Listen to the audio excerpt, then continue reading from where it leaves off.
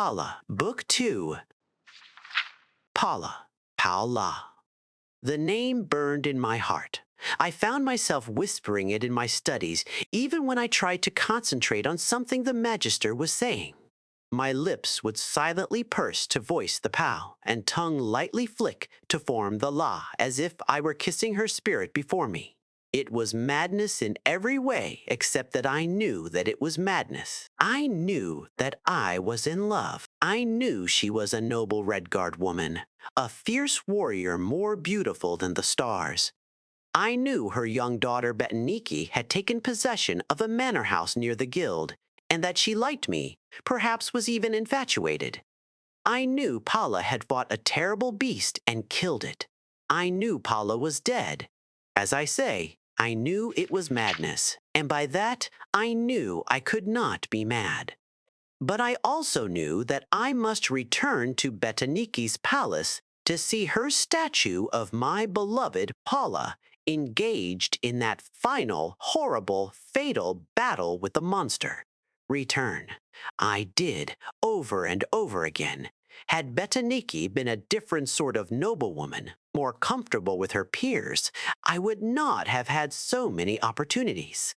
In her innocence, unaware of my sick obsession, she welcomed my company. We would talk for hours, laughing, and every time we would take a walk to the reflecting pond where I would always stop breathless before the sculpture of her mother. It's a marvelous tradition you have, preserving these figures of your ancestors at their finest moments, I said, feeling her curious eyes on me. And the craftsmanship is without parallel. You wouldn't believe me, laughed the girl. But it was a bit of scandal when my great-grandfather began the custom. We Redguards hold a great reverence for our families. But we are warriors, not artists. He hired a traveling artist to create the first statues, and everyone admired them until it was revealed that the artist was an elf, an Altmer from the Somerset Isle. Scandal? It was, absolutely. Betaniki nodded seriously. The idea that a pompous, wicked elf's hands had formed these figures of noble Redguard warriors was unthinkable, profane, irreverent, everything bad you can imagine. But my great-grandfather's heart was in the beauty of it, and his philosophy of using the best to honor the best passed down to us all. I would not have even considered having a lesser artist create the statues of my parents, even if it would have been more allegiant to my culture. They're all exquisite, I said. But you like the one of my mother most of all. She smiled. I see you look at it even when you seem to be looking at the others. It's my favorite also. Would you tell me more about her? I asked, trying to keep my voice light and conversational. Oh, she would have said she was nothing extraordinary, but she was, the girl said, picking a flower from the garden. My father died when I was quite young, and she had so many roles to fill, but she did them all effortlessly. We have a great many business interests, and she was brilliant at managing everything. Certainly better than I am now. All it took was her smile, and everyone obeyed, and those that didn't paid dearly. She was very witty and charming, but a formidable force when the need arose for her to fight. Hundreds of battles, but I can never remember a moment of feeling neglected or unloved. I literally thought she was too strong for death. Stupid, I know, but when she went to battle that horrible creature, that freak from a mad wizard's laboratory, I never even thought she would not return. She was kind to her friends and ruthless to her enemies. What more can one say about a woman than that? Poor Betaniki's eyes teared up with remembrance. What sort of villain was I to goad her so, in order to satisfy my perverted longings? Sheogorath could never have conflicted a mortal man more than me. I found myself both weeping and filled with desire. Palla not only looked like a goddess, but from her daughter's story, she was one. That night, while undressing for bed, I rediscovered the black disc I had stolen from Magister Tendixis's office weeks before. I had half forgotten about its existence. That mysterious necromantic artifact which the mage believed could resurrect a dead love.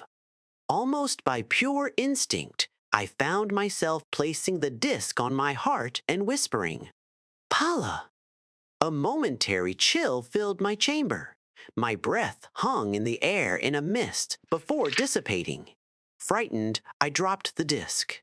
It took a moment before my reason returned, and with it, the inescapable conclusion the artifact could fulfill my desire. Until the early morning hours, I tried to raise my mistress from the chains of oblivion, but it was no use.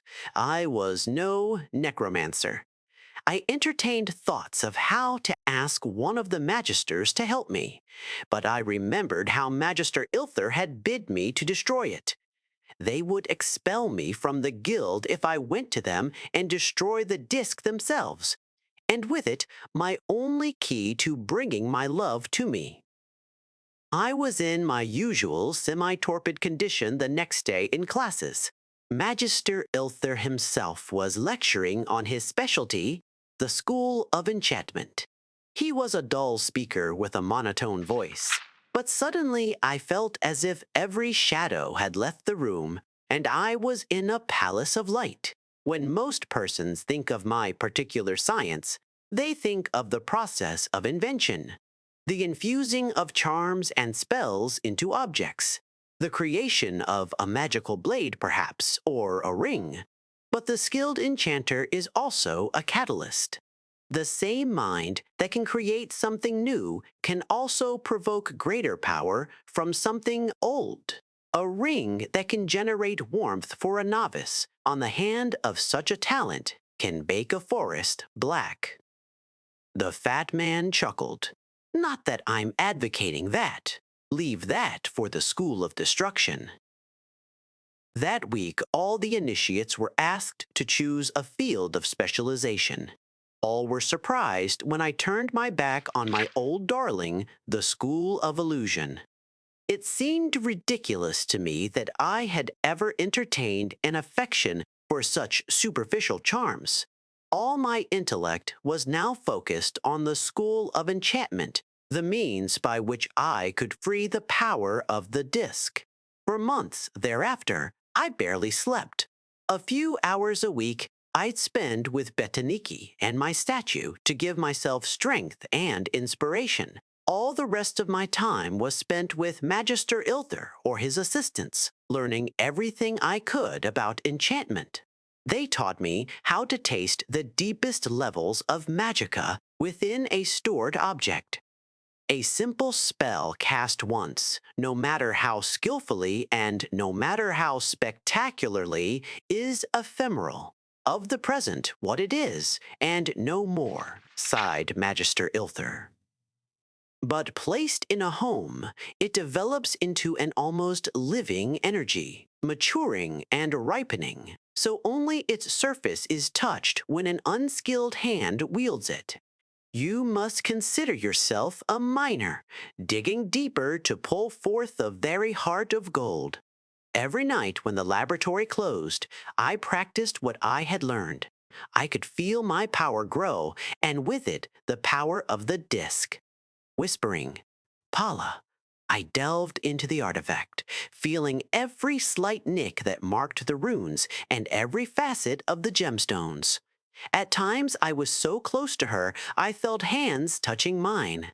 But something dark and bestial, the reality of death, I suppose, would always break across the dawning of my dream. With it came an overwhelming rotting odor, which the initiates in the chambers next to mine began to complain about. Something must have crawled into the floorboards and died, I offered lamely.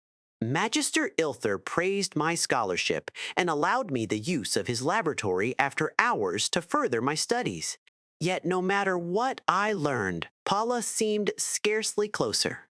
One night, it all ended.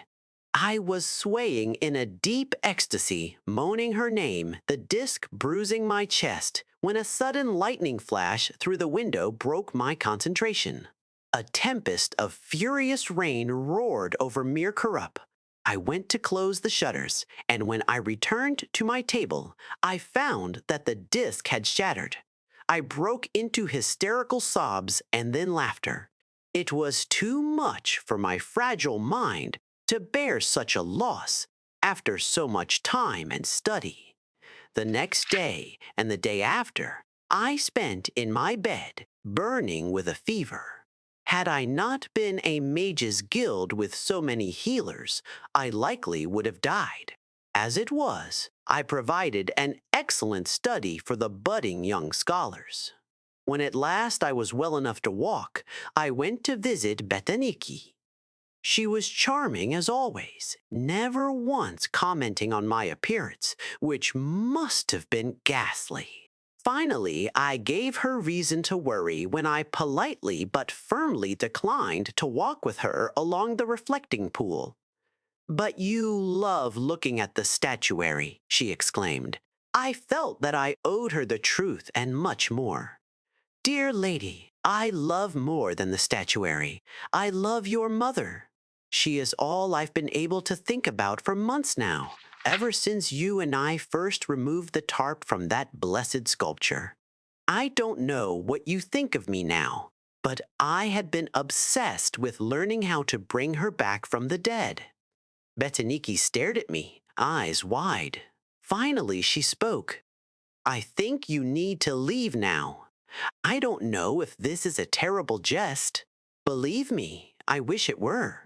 You see, I failed. I don't know why. It could not have been that my love wasn't strong enough, because no man had a stronger love. Perhaps my skills as an enchanter are not masterful, but it wasn't from lack of study. I could feel my voice rise and knew I was beginning to rant, but I could not hold back. Perhaps the fault lay in that your mother never met me, but I think that only the caster's love is taken into account in the necromantic spell.